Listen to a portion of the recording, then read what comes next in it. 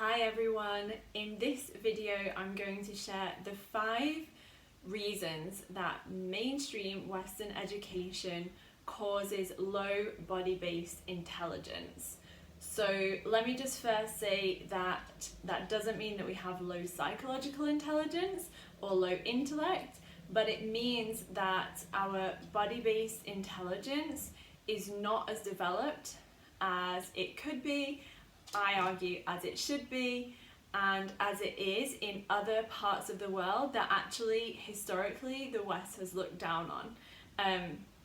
So Kala has just come to join me. Here she is. She has great body-based intelligence, don't you, my love? This is going to be a really hard video for me to make, and I've been thinking about it for a while, and the reason that it's hard is that I come from a long line of wonderful educators within mainstream education, and so this video is in no way trying to say that mainstream Western education is bad. It isn't. It just has a different focus, and what I am going to share today is why I think the 5 main reasons of why we all come out of that system with low body-based intelligence. And I'm sharing this so that lots of us can see this in ourselves, that we can notice the patterns, that we can see where this has happened and why it's happened. And then I'm also going to be doing a body-based intelligence training soon, so if you're interested in joining that, I'll have the link in the description, but anyway, I'll tell you more about that at the end.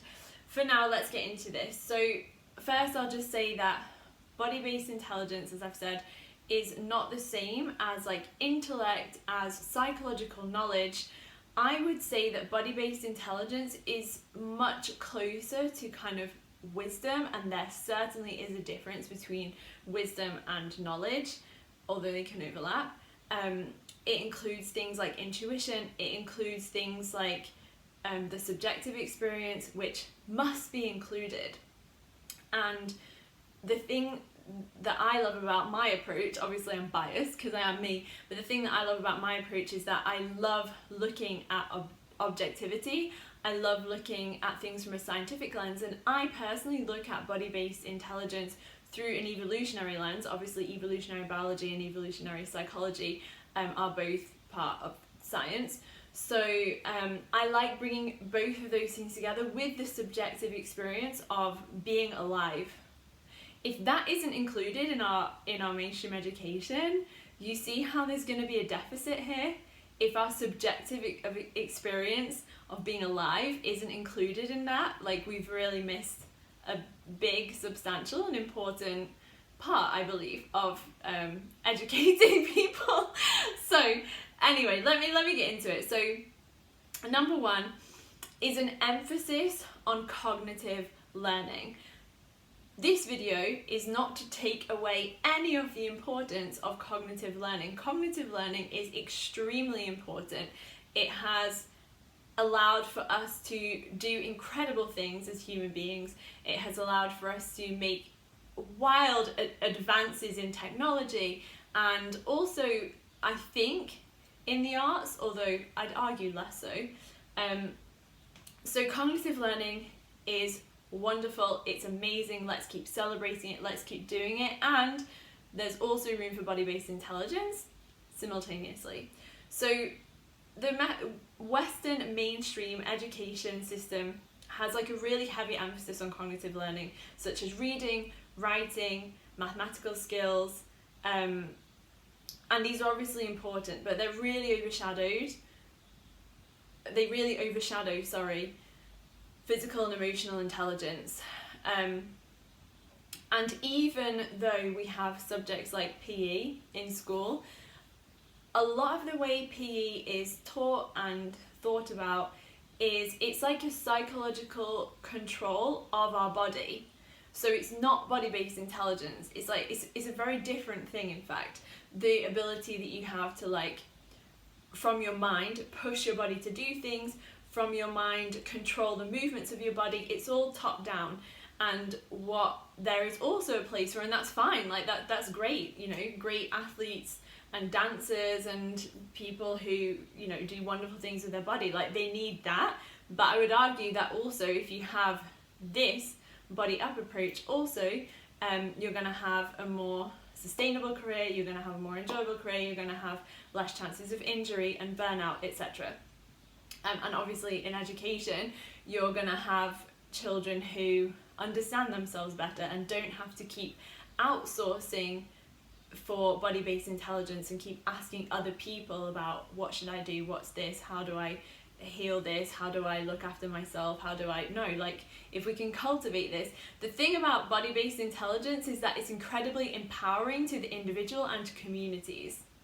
Okay, body-based intelligence is very powerful for the individual and for real life communities. It's not so powerful for top-down control, for keeping everybody in check, for keeping everybody doing the structure and the steps 1 to 5 and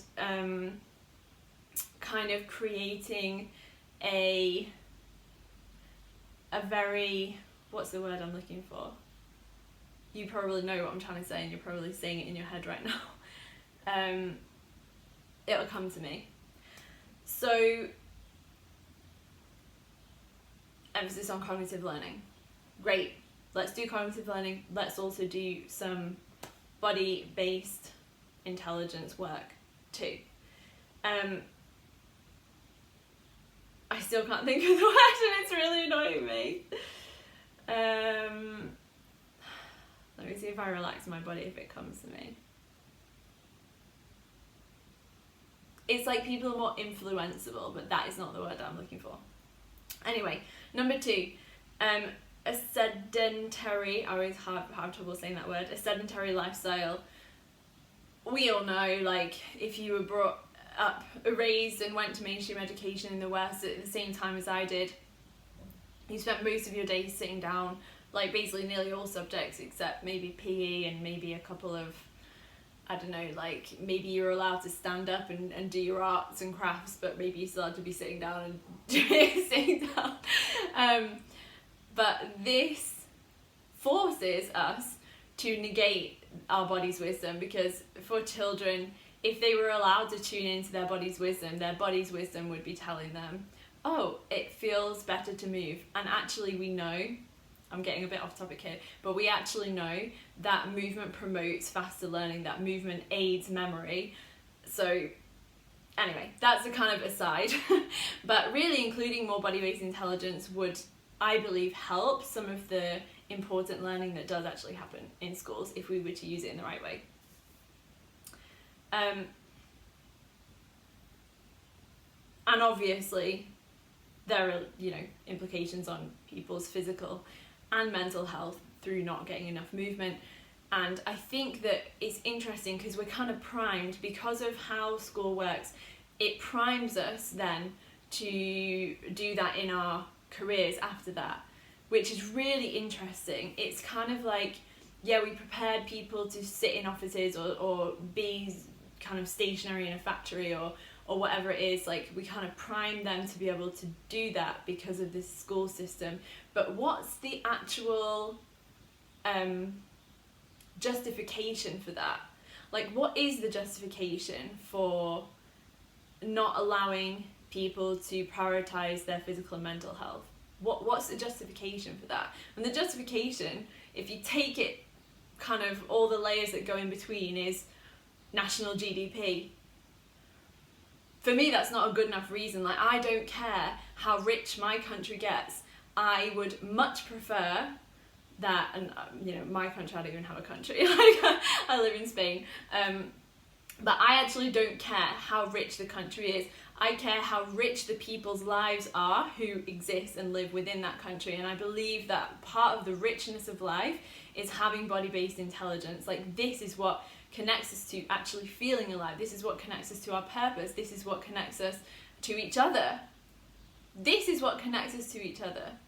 And when you take away body-based intelligence and, you know, as a dancer, and understanding how dance and music can really play a part in facilitating body-based intelligence, although dancers are some of the lowest in body-based intelligence because they've been forced to train psychologically, just manipulating and controlling the body rather than... Anyway, I made a whole other video about that. I'll link it here in case you're interested to watch that one. Where was I going with this? Yes, so because we have lost this connection to the body, it decreases the richness of our lives. It decreases our access to, honestly, to like our own... I do hate the phrase now, authentic truth, because it's so overused and it's so cliche. But it divides us from our own inner knowing, our own real like needs, and it divides us from each other. And that's what I was going to say. Once we switch to the psychological intellect model, where that always takes precedent, where that's always the most important, where it's intellect and knowledge above everything else, the only way that we end up being able to connect with people is through agreement of ideas. And that is really dangerous for the world. That is really dangerous for the world.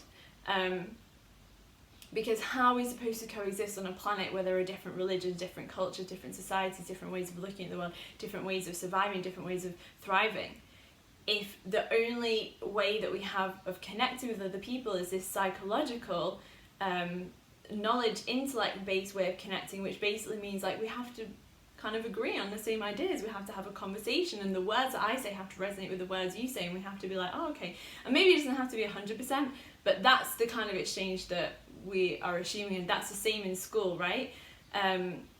Instead of understanding that play, like playing with our body, play, dance, music, art, sharing food, other things that don't involve having to be in agreement about intellectual concepts, this is something that will actually bring us together, that will actually help the world to be able to coexist, like all the humans on this planet to coexist and to share. That's the way. That is the way. And so this is, you know, this is why I'm so passionate about body-based intelligence, because it is the answer to so many of the unanswered questions I feel like that we have, where people are just kind of getting to the point now where they're like, oh my goodness, it's too late, like technology's gone too far, like we don't know why people have these mental health issues now when it didn't seem to be as many before, we don't know what's going on, we don't know, maybe it's just technology, maybe it's too late, throwing their hands up and like giving up. No, like there are answers, and body-based intelligence is one of the big answers. Obviously there are other ones too, of course, but this is the one that I feel most passionately about, because it's the one that has changed my life the most, and it's the one that is also like, it's so accessible. This body-based training that I'm going to do is like, it's a really short training. Anyone can come who wants to learn more about it, but I particularly encourage women to come to it, and I particularly encourage, because we have so much wisdom in our bodies as women, men do too, but our wisdom has really been like forgotten, let's put it that way, and it's not that complicated, and I think but it's scary to connect to. Let me put it that way. I think people are much more comfortable learning complex intellectual topics, or even people are much more comfortable learning complicated movement sequences in a dance studio than actually connecting to their body and therefore their emotions, because guess what? Emotions live in the body. And we also have this idea, I think in general, like emotional intelligence, we're still coming at it from a psychological lens, and that's useful, but it's not the whole story. So body-based intelligence needs to play part of this, I believe. Okay, number 3, lack of emphasis on emotional intelligence. So here we go, the perfect segue. I forgot that this was what was coming next. Emotional intelligence isn't really taught or particularly valued in Western mainstream education. So it leads to a lack of awareness, understanding of our own emotions and to other people's emotions. And this is something that body-based intelligence gives us access to. So you know, it is amazing how many things I did learn at school, and that none of it was about emotions. Like, the driving force of how I make my decisions, obviously intellect, decision making, critical thinking, all of those things play a role as well, obviously. But I would argue actually that things like problem solving and critical thinking also need an element of understanding of emotions. Like, they really do, especially critical thinking, because if you can't see that human beings make decisions based on emotion, that we are having an emotional experience here on earth. By the way, if people didn't have emotions, people would be like psychopathic killers. People probably don't like to hear that, but if you don't have empathy, and empathy lives in the body, by the way, it doesn't really live in the mind. Like, yes, we can think about empathetic things too, that's great. But the feeling of, like, when you watch or see someone that you love crying or in pain or whatever, it's not your brain that says, oh, they're in pain, I should feel sorry for them. It's not that. Your body immediately goes, vroom, oh, I feel some of that too. That's body-based intelligence. So if we could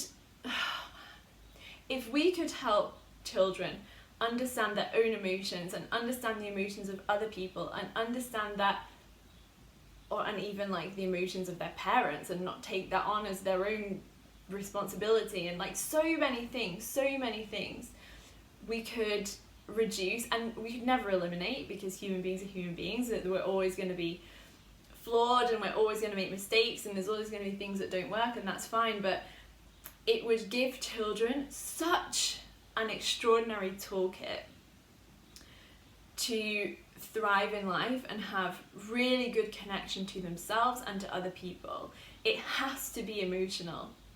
You cannot intellectualize yourself. You cannot over psychologicalize the other people in your life. Like, if I just sat figuring out why Jordan thinks the way he thinks, and just like labeling him different things that I think, like, oh, he's a little bit narcissistic, and he's a little bit this, and he's a little bit that, and just like, okay, I've got the profile, done, big tick, correct, great, done it, that would be so bad for my relationship, right? Even if I understood him on an intellectual level, if I didn't feel him, if I didn't feel myself around him, if I didn't feel into like what I want for my own life, and hear him tell me and experience in his energy and his movement patterns and his body language what he wants for himself, our relationship would be so shit. Sorry to swear, but it's true. So emotions are absolutely central to the human experience, and emotions are in the body. So if we had more body-based intelligence, we would be able to navigate so many things so much better. Like, even if you think of the things that you've done in your life that you're most embarrassed about, or that hurt other people the most, or that when you actually put yourself in like a really stupid situation that was actually dangerous or whatever, I bet that 9 times out of 10 you were emotionally dysregulated. Your nervous system was in a survival state instead of a calm state, or a happy state, or a content state, or a peaceful state, or a just whatever state. And yet you blame yourself for not being able to logically do the thing that you wanted to do in those moments, and instead you ended up hurting someone, or you made a mistake, or you whatever. Like, I'll use examples from my own life. Or I kissed someone that I shouldn't have kissed, or I had too many drinks that I shouldn't have done, or I said something really hurtful that I didn't want to, or I put myself in a situation, whatever, like any of these things. That's because in all those moments I wasn't emotionally regulated. I wasn't connected to my body's needs, and instead I was being driven by ideas of like my ego, or like what would, I could literally speak for another hour about this, but let's just leave it there. So a lack of emphasis on emotional intelligence, that is another reason why so many of us have such low body-based intelligence. Disconnection from nature. The big body. the celestial body. This is our celestial body. This is our home. And I say this both in a scientific and in a spiritual way. I was thinking in my head, like, well, I mean this in a scientific way, but it's also spiritual. Like, when you really understand evolution and how it works, you understand that there is spirituality woven in with the science. Like, you can't separate them because we are one. This is our home. We are from the same life source as all other living things that exist now and have ever existed in the past and will ever exist in the future. We're all from that same life source. Okay, and it was like, you know, some little bacteria thing or algae thing or whatever it was, like something so tiny. A single-celled organism is what it was. Our disconnection from nature, like, there are so many studies now. I always find it so funny that, like, instead of looking at our evolutionary history, this is why I'm so obsessed with talking about evolution all the time. It's why my whole podcast takes an evolutionary lens, because I find it so interesting that even though we know the circumstances in which human beings evolved, we know that we evolved in nature, with nature, alongside other plants and other animals. Like, we know that, and we know that because that has been our environment for like hundreds and thousands of years, and it's only in the last few centuries, maybe a little bit longer, but even if you go back to, like, I don't know, ancient Greece or something, like, they still spent plenty of time in nature. Like, they didn't really have a choice. But that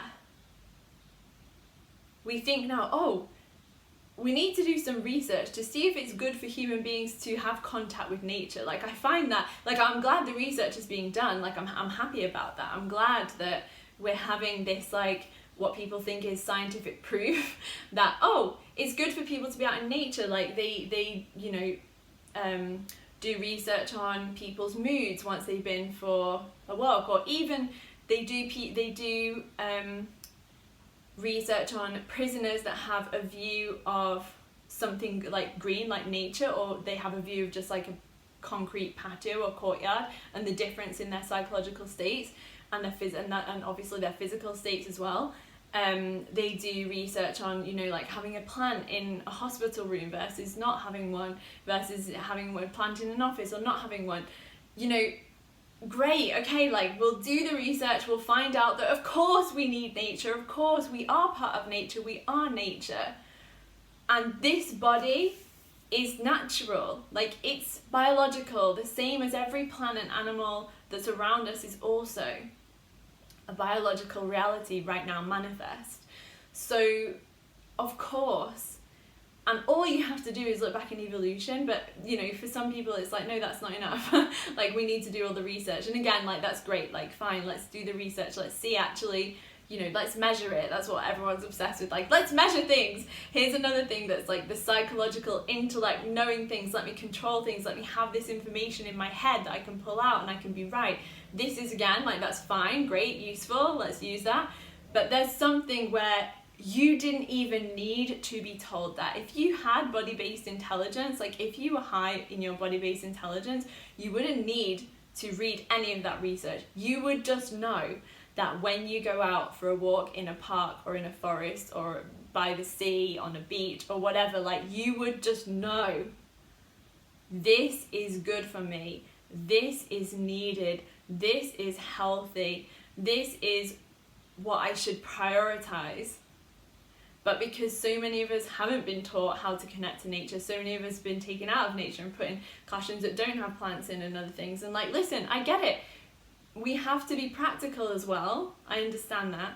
But at a minimum, you know, I think there are some good initiatives coming in now where there are, like, gardens in primary schools and different things. Like, that's great, that's wonderful. Like, the more of these initiatives that we can bring in, the better. And the problem is that people think, like, oh, this is just like wasting time, or this is just like a little bit of fun, or this is just them playing. No, this is body-based intelligence, going right back to the roots of, like, what our body is made up of. Guess what? What you eat is what you, like, how do you think you grew from a baby into an adult? What's the only thing that you put into your body? plants, or if you eat animals, then animals as well. What did those animals eat to get bigger? Plants. So like, yeah. You know, this is it. We're all one, and at the same time we're all unique and different. Okay, final. The cultural stigma in the West around physical and emotional expression. It's so sad. It's such a shame. It's such a shame. And this is reflected in so many places. Like if you look at Western dance styles and you look at how the movement of the hips is restricted, that physical expression, that sensual expression is like prohibited.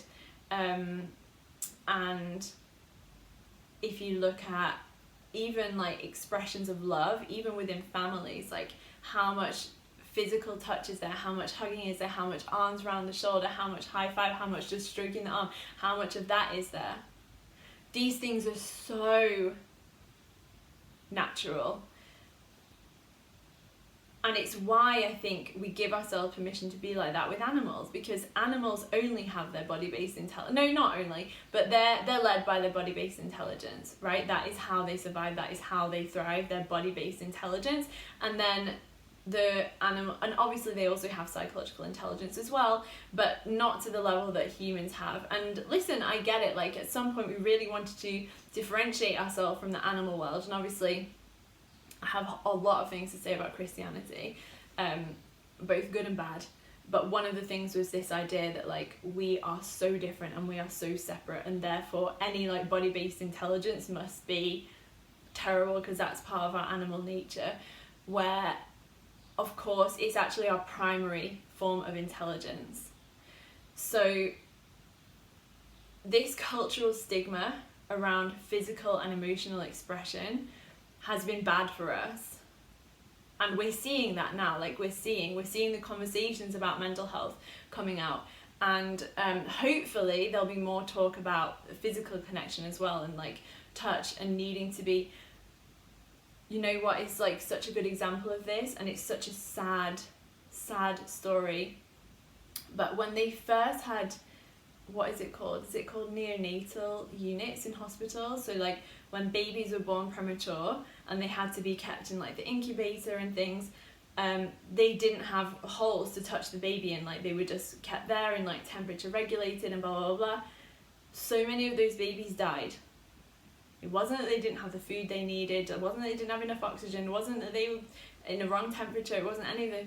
It was because they literally needed physical touch in order to survive, because that meant from an evolutionary perspective, that literally meant that the mother was there to care for them, and that is their only way of survival. Like as a baby, if you don't have, it doesn't have to be like your biological mother, but if you don't have someone there to take care of you, and like before that formula was invented and other things were invented, like you needed to be able to have access to some kind of breast milk, you would die.